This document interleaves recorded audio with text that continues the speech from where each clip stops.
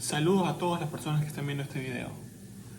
Este video es para una tarea de la clase de Sociología Jurídica de la Universidad Técnica Particular de Loja. Es el taller número 4 de una serie de talleres que comprendían la base de todo el semestre.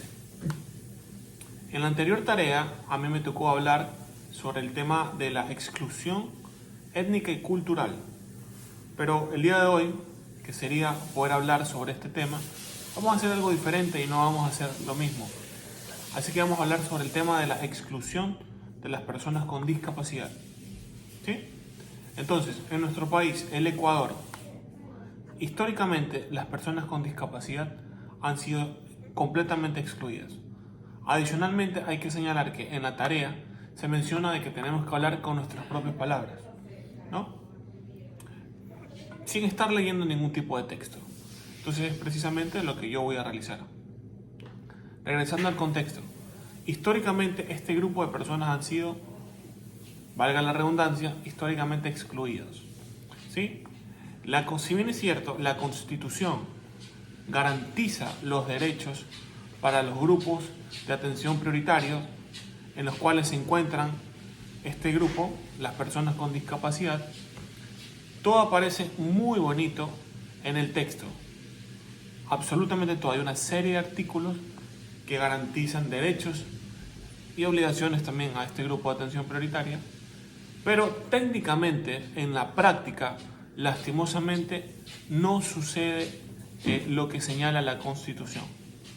Por ende, se da lastimosamente la exclusión total a este grupo de atención prioritaria.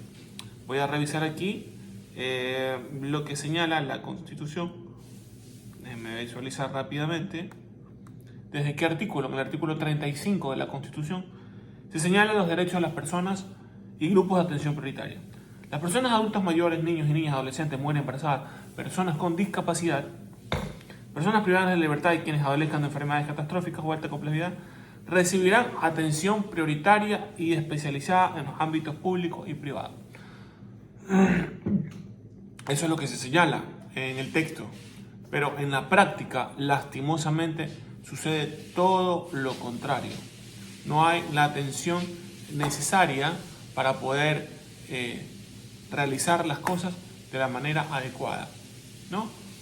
Por consiguiente, se da la exclusión este grupo de atención, ¿sí? Hay que recalcar también que a partir de este artículo, el 35, hay una serie de artículos más que, como les digo, y como digo, benefician, favorecen, otorgan derechos a las personas con discapacidad, pero en la práctica, como lo digo nuevamente, no sucede, ¿no? En el año 2012, en el gobierno del presidente o el expresidente Rafael Correa Delgado, se hizo la ley de discapacidad, una ley que otorgó más derechos también a los grupos de atención prioritaria, como por ejemplo el tema de la inclusión laboral, que señalaba de que paulatinamente habría que llegar hasta un porcentaje del 4%, el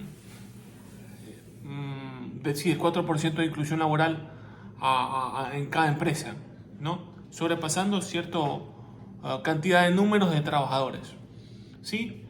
Asimismo para trabajadores sustitutos, ¿no? Esto fue un derecho adquirido, pero que lastimosamente en la práctica tampoco sucede, ¿no?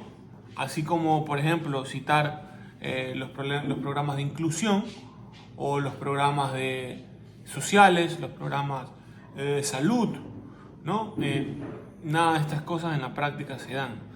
Es triste, pero es la realidad, ¿no?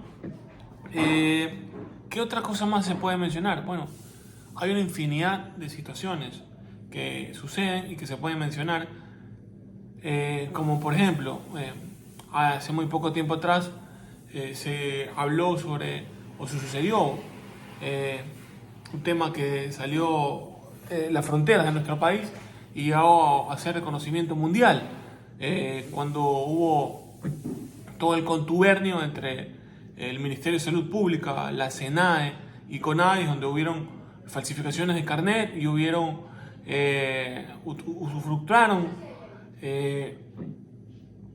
este tipo de beneficio de importaciones de vehículos para personas que tienen discapacidad, entre comillas. Y lastimosamente no hubo ningún solo responsable. Bueno, esto ha sido todo por el día de hoy, hablando un poco de los temas de exclusión de discapacidad. Así que